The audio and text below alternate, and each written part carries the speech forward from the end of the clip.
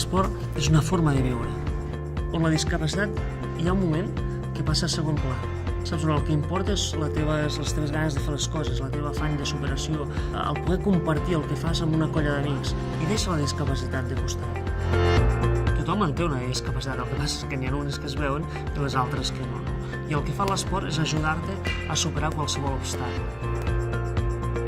Les instal·lacions esportives han millorat en els últims temps, sobretot perquè hi ha una llei que ho empara, hi ha una llei d'accessibilitat que s'ha de complir. Una persona que té una discapacitat, el que costa és donar el primer pas, i el que no es pot trobar és amb una trava, al principi. L'esport és una cosa que és sensacional, t'ajuda, et fa oblidar, saps, el que li dones voltes tot el dia. Fent esport sempre hi guanyes, penja't una medalla.